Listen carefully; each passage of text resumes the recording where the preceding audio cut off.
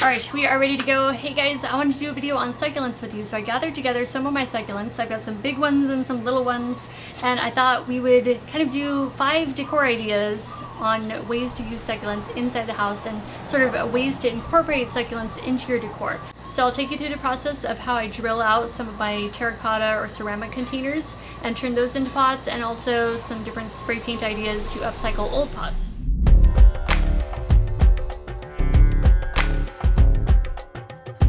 We're going to start with making over some terracotta pots. So this is how I typically spray paint any terracotta pot. I'll take my Thompson's water seal first, and I make sure that I seal the inside really well. And it'll seal with just one light coat of this. You don't need to oversaturate it or anything. And then I'll flip it over while that dries, and I'll go and prime the outside of it. So I'm using Rust-Oleum flat white primer, and I'll just give it 1 or 2 light thin coats of the primer, and it dries really quickly. So as soon as that's dry, I'll flip it over and then kind of do the inside rim, just anywhere where the pot's going to be visible. And then as soon as your primer is dry, grab your favorite can of spray paint in whatever color you like, whatever matches your decor. I like to do white, so I'm going to be using this Rust-Oleum semi-gloss white. I love the look of plants, like the greenery of plants mixed with the white pots. I'm also priming and spray painting my tray, which is just an old stone tray that I had. It just needed some refreshing. I added some bumpers on the bottom, and now our pots are dry and we're ready to plant them up. So I'm going to start with some small haworthias, and these are great succulents for growing indoors. So right now I'm just removing some of the old dead leaves. So this little succulent is called Haworthia attenuata. Sometimes it's sold as a zebra cactus because of the white stripes on its leaves. Here's another Haworthia. This has a nice structured rosette, so we're going to pot this one up. And then in our last pot, we'll do a White Beauty aloe, and this has a really beautiful bright white variegated look. And then for top dressing, you can use pebbles or coarse sand. I'm going to use this coarse sand. I got this at the garden center at Lowe's. And then it's all up to you if you want to put this on a windowsill. I think I'm going to put this on our bar table, which is right near our south facing window. So it's a nice bright diffused light.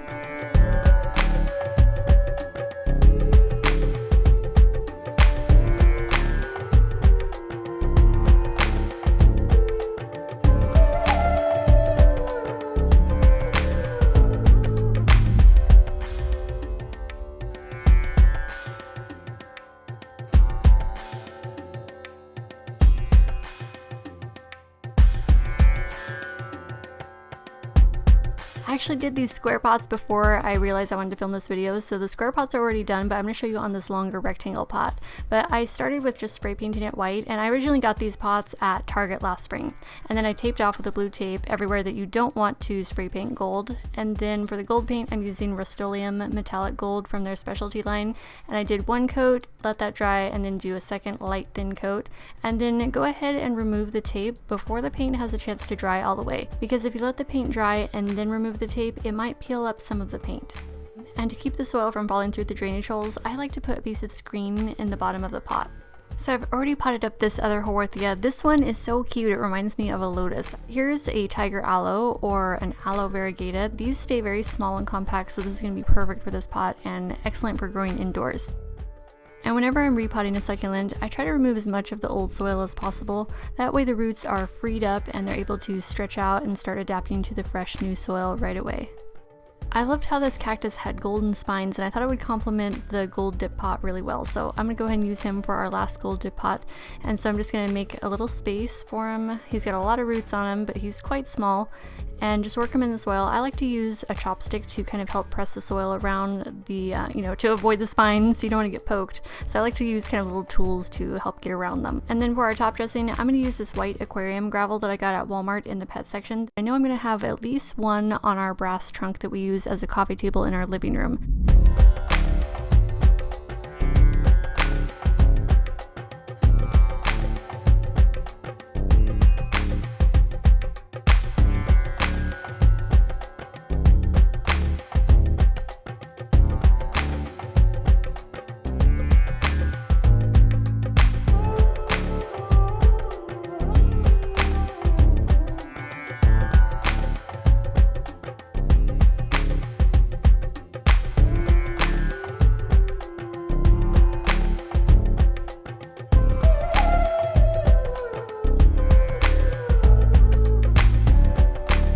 next project, I'll share how I drill out ceramic, and these are just inexpensive ceramic bowls that I got at TJ Maxx for a couple bucks each, and I just have a regular masonry bit, so I don't even have a diamond bit.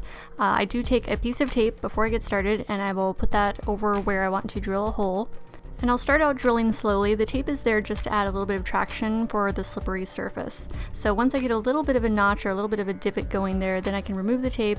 I'll add a little bit of cool water. That way it keeps the ceramic cold, it won't get too hot, and that's basically just to keep it from overheating and possibly cracking. And the water won't hurt the drill at all. So just like that, you can drill out just about any ceramic kind of bowl or dish or cup that you want and turn it into a planter. So I think in this small bowl, I want to make a little miniature cactus garden. Last week, I took a few cuttings from my fairy castle cactus, which is one of my favorite houseplants. I love that cactus so much, it's so pretty.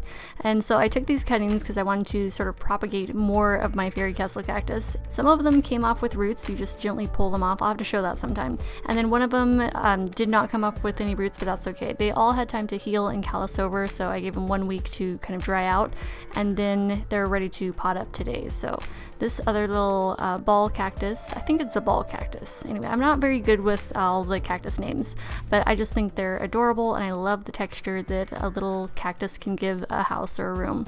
So I'm just using my chopstick there to kind of just press the soil down around the base, adding the white aquarium gravel.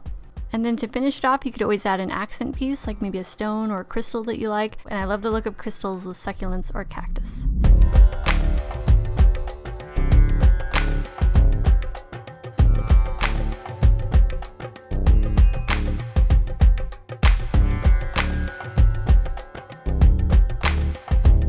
So for now, I think I'm going to keep my mini cactus garden here at my desk.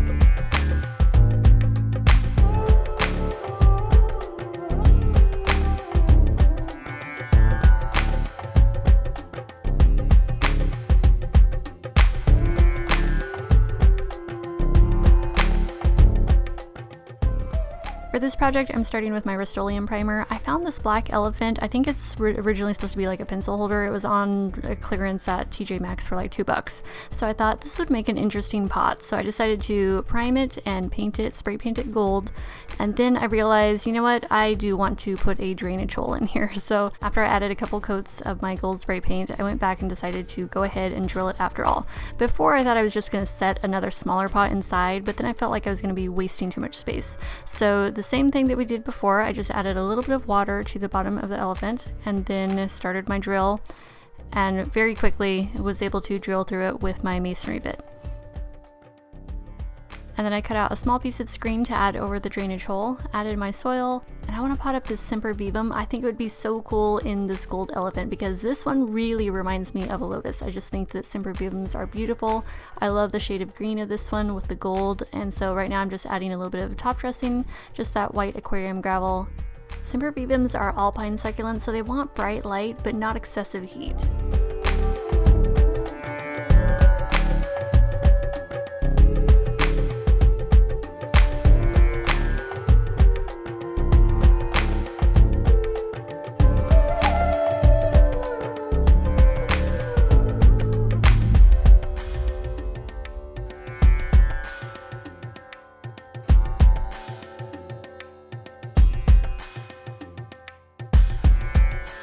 For this project, I'm using terracotta pots, so I'm going to start with sealing the inside with the Thompson's water seal, just one light coat.